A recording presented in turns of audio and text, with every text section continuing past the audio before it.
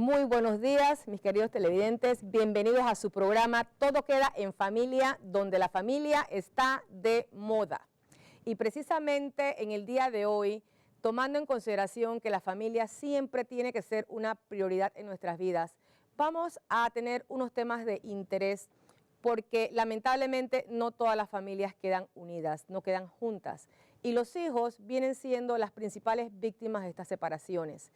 Tristemente hemos visto cantidad de muchachos que nos están faltando a las escuelas, que tienen problemas emocionales, que tienen problemas de conducta y queremos pensar que viene siendo por otros orígenes. Queridos televidentes, tenemos que resolver a las parejas para que no se divorcien. Y para este programa tenemos a unas psicólogas de lujo, de verdad, con la experiencia que ellas tienen. Tenemos en el primer tema de interés el impacto que se produce en nuestros hijos cuando los padres se separan. Y tenemos a las psicólogas, la magíster Yariela de Albayati. Bienvenida, Yariela. Gracias. Y a la psicóloga Paola Blazer, quienes son psicólogas de mucha experiencia, de mucha trayectoria, y que vamos a conversar un poquito sobre qué es lo que pasa, qué ocurre cuando estos niños le dan la noticia de que mamá y papá se van a separar. Bienvenidas. Gracias. Muchas gracias, licenciada Vargas. Podríamos empezar que cuando los niños reciben esta noticia de separación y que a veces no la reciben, sino que ellos perciben situaciones diferentes, realmente es traumático para ellos, es bastante traumático y lo representan muchas veces en sus conductas, que a veces los padres señalan que los niños por un lado están quietos, están bien, que no les pasa nada, que la separación no les está afectando, pero ellos prefieren a veces callar para evitar el problema o ahondar el problema entre los padres. Otros sí manifiestan sus conductas a nivel emocional y eso se ve reflejado pues en otras áreas de donde ellos están, escuela, en el mismo hogar, etcétera. Bueno, mira, tú acabas de mencionar algo muy interesante, el silencio de los niños. Yo recuerdo que en las audiencias, cuando yo fui juez, los padres, ciertos grupos me decían, no, a mi hijo no le pasa nada, al contrario, él está manejando muy bien la separación, porque sencillamente no habla. Y precisamente creo que son los temas más peligrosos cuando ellos no reaccionan, ¿verdad?, ante estas circunstancias. Exacto. ¿Qué opinión tienes tú, Paola? Bueno, nosotros podemos ver bastante en los cambios en la conducta de los niños, ¿no? Es donde más podemos presenciar cómo están siendo afectados ellos. De pequeños, por ejemplo, un niño extrovertido, un niño que jugaba, un niño que comía bien, puede dejar de hacerlo después de este cambio dramático que está viviendo en su familia. Un adolescente, por ejemplo, no quiere estar en casa, pocas relaciones sociales, todo esto lo podemos ir viendo en ellos, ¿no? Es sumamente importante que los padres les digan a los dos lo que está sucediendo en casa, porque los niños están viviendo muchos cambios, no solamente a nivel de familia, sino a nivel de sociedad. Hay cambios de escuela, cambios en el área donde residen, entonces todo esto hay que irlos trabajando con ellos, hay que ir hablándoles y ir preguntándoles cómo se sienten. Realmente, cuando vemos esta sintomatología, la ley de lo más fácil es decir, no, hombre, son cambios producto de la edad, son adolescentes, o sencillamente, no, mi hijo es introvertido, y no queremos realmente entender por lo que están pasando. Exacto. Y no queremos realmente entender que como padres separados estamos contribuyendo a que esos síntomas se acentúen, y créanme que he quedado muy impresionada porque sé que hay suicidios. Sé que hay incluso intentos de suicidios entre niños que están en situaciones con padres separados y donde los tribunales están, como quien dice, abarrotados de la cantidad de peticiones y de medidas de protección que quieren ponerle a sus hijos. ¿Qué experiencia puedes narrarnos, alguna familia que has podido observar estas conductas, cualquiera de las dos, Yariela o Paola? Sí, en primer lugar, en el trabajo que hacemos con familia, sí nos hemos encontrado con adolescentes y niños también con ideaciones suicidas. En muchos casos porque son calladitos, no hablan, pero la parte emocional la llevan por dentro, entonces ellos prefieren, porque no se sienten amados, no se sienten queridos, la ruptura con sus lazos afectivos pues no le dan seguridad y muchas veces también es la transferencia que las madres o los padres tienen ideaciones suicidas porque no llevan bien su divorcio y se lo transmiten a sus hijos. Es que ese es un tema que definitivamente está en la palestra, o sea, los padres cuando se separan quedan prácticamente enemistados en una forma tan difícil que los hijos se encuentran, como me han dicho, entre la espada y la pared, porque es importante que nuestros televidentes sepan que los hijos quieren a sus padres, siempre los van a querer, pero quien queda con los hijos realmente hacen alianzas con ellos y a veces cuando son las heridas muy profundas, quieren hasta evitar que traten al padre que no está en la casa. Y eso es un tema que tenemos nosotros que aprender a través de la docencia, a través de la información, que es sumamente nocivo para los jóvenes. Los papás y las mamás van a ser siempre sus papás y sus mamás.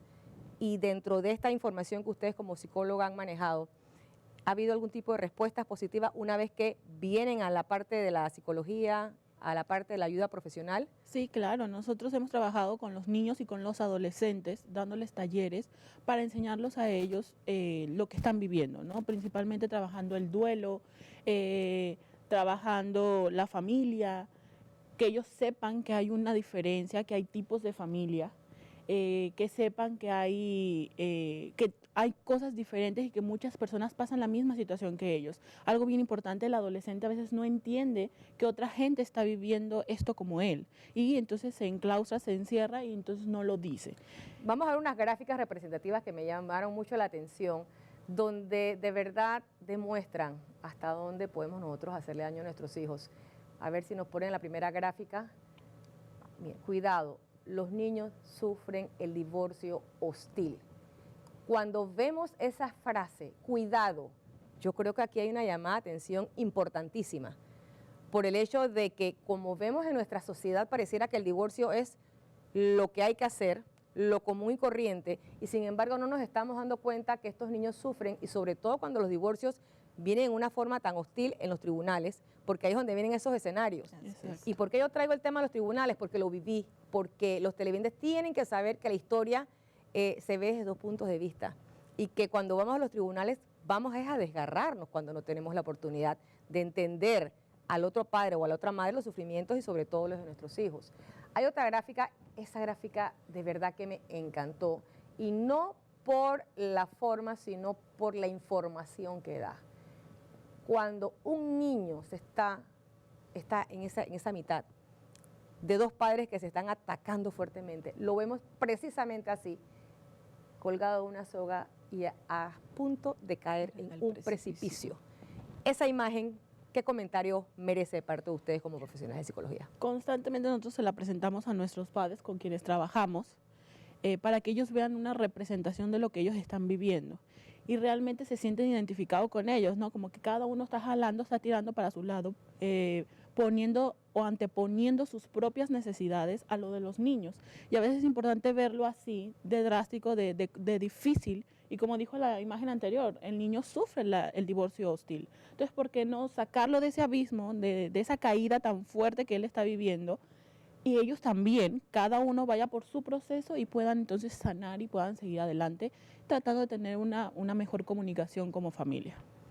Asimismo, como los padres a veces lo que vemos es que no son empáticos con las necesidades emocionales de sus hijos porque ellos están ensimismados en sus propios problemas y nos ubican como banderín que ellos todo lo que están haciendo es por los niños. Y eso me recuerda siempre esa frase de que los niños primero, en la cual realmente esa frase surge en momentos de guerra, donde ponían a los niños primero para que ellos fueran los que barrieran o limpiaran las minas y los soldados pudieran pasar. Entonces, cuando yo escucho esta frase, estamos hablando que los propios padres, ignorando el trasfondo de esto, están llevando a los niños a explotar realmente emocionalmente por el conflicto que ellos llevan esta separación y divorcio.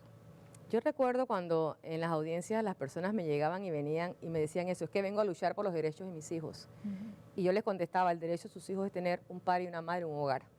Y cuando ustedes vienen con esas posiciones tan hostiles, porque venían como yo siempre digo, con los guantes puestos, ellos no estaban pensando en sus hijos. Estaban pensando en cómo dañar al otro a través de sus hijos. Cómo podían ellos manipular sus niños en contra de uno de los padres. Ese es un tema que vamos a tratar posteriormente en un programa sobre el famoso síndrome de alienación parental, que incluso es un delito en muchos países y que en Panamá no se ha legislado al respecto, pero vamos a tener precisamente información, porque es muy común que los padres comiencen la palabra no suena bonito, pero es la realidad, a envenenar a uno de los hijos en contra del padre, para que no vaya con él a las visitas, para que no los quiera, para que no comparta posteriormente incluso con la familia paterna o materna que han dejado.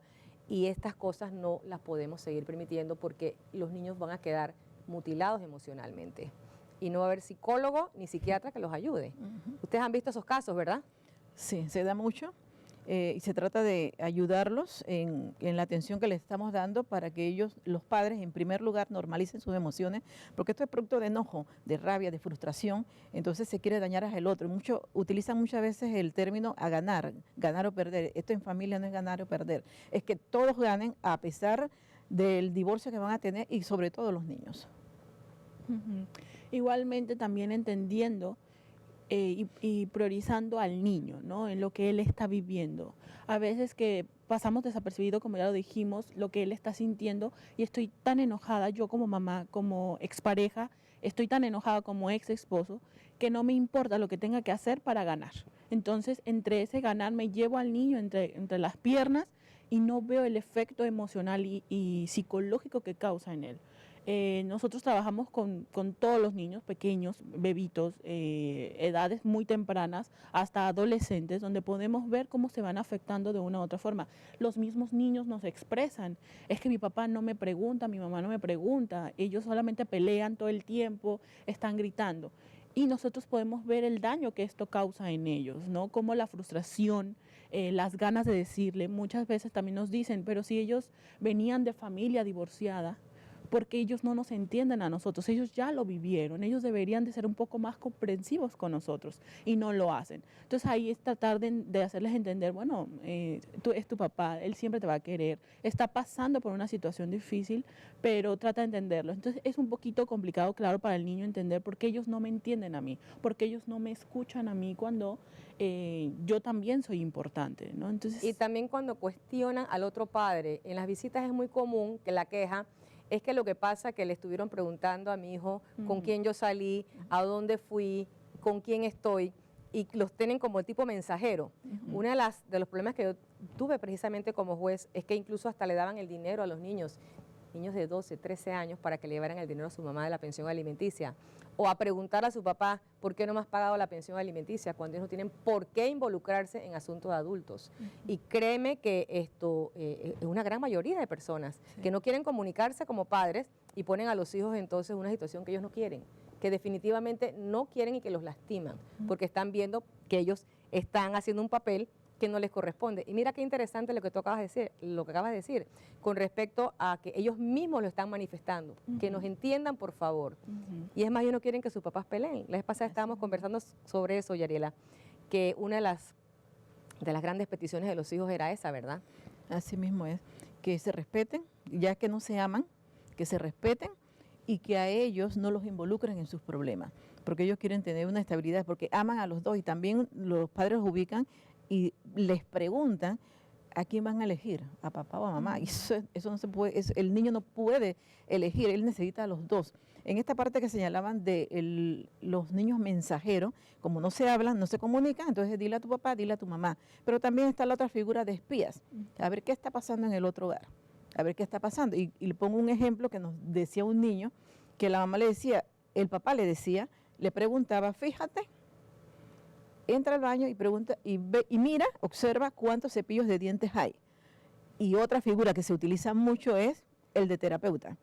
Los padres comienzan a sacar sus frustraciones, sus enojos con los hijos, y los hijos son los que supuestamente tienen que aconsejarlo. Ese es un peso muy grande para los niños y adolescentes. Repíteme esa parte para entender mejor la información, que he quedado impresionada. Sí. Sí, los padres o madres se sientan con sus hijos, niños o adolescentes, y le comienzan a decir todo lo que el otro progenitor hizo, cómo ellos están afectados, y los hijos se vuelven terapeutas y aconsejan a sus padres. Tú sabes que una vez yo tuve una experiencia como juez cuando yo atendí el caso de una señora que muy alegremente y muy orgullosamente me dijo que su hija de 13 años tenía conocimiento de todas las demandas que estaban interpuestas en los tribunales, que eran unos tomos enormes, y que ella se sentaba con su hija a leer cada foja de los expedientes, pero que era una niña muy madura y que ella estaba aceptando la situación y viendo lo malo que era su papá. ¿Qué respuesta me dan ustedes ante esa situación? Yo me reservo la que le dije a la señora.